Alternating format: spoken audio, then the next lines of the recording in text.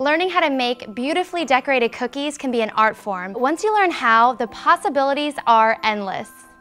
So once you've prepared your favorite sugar cookie dough, you're going to cover it in plastic wrap and put it in the refrigerator for about an hour. This is going to help it stay firm when you're cutting the cookies. Next, you're going to unwrap the cookie dough and flour your work surface. This is going to prevent it from sticking. You can also flour the top of your dough too.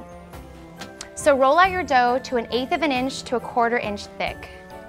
The key to having really great holiday cookies is to make sure that your dough never gets warm, or else they're not going to keep their shape. All right, so once your dough is ready, you're going to cut your cookies. I'm using a tree, so you want to make sure that you're cutting your cookies as close to each other as possible so you can make the most of the dough that you've already rolled out. So once your cookies are cut, you're going to gently transfer them using a spatula to your baking sheet and put them about 1 inch apart. You can line your baking sheet with parchment paper, or you can let it be. All right, I'm going to put these into the oven. Follow the directions of your sugar cookie, but just make sure that you keep an eye on them so they don't burn. Once you've baked your cookies, you're going to transfer them to a wire rack and allow them to cool before you ice them. I want to show you 3 of my favorite techniques to icing holiday cookies. The first is called piping and color flow, and I've made some royal icing. I tinted it green and I put it into a piping bag. So I'm just going to start at the edge of this Christmas tree and just follow the design of the tree.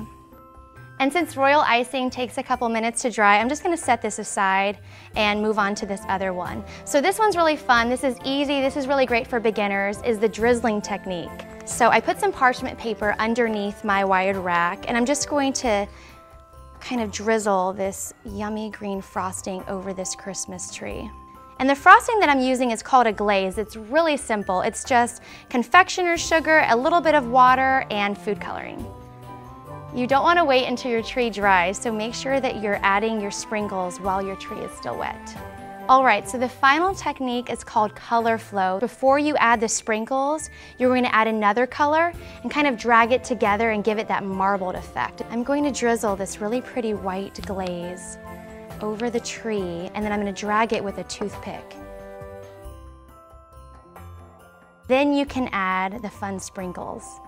All right, so I'm going to go back to the first one that I did with this royal icing. Royal icing dries pretty hard. It's kind of like the icing that you would see at a store or a professional bake shop.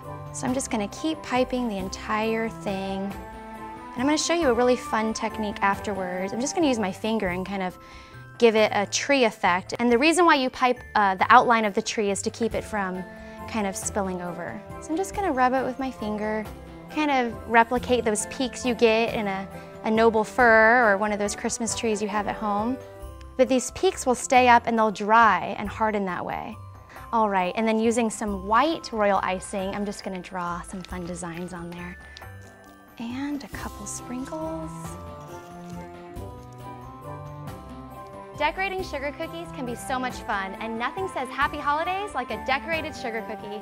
Thanks so much for watching. I'm Brandy, and I'll see you next time for another taste of Yum Sugar TV.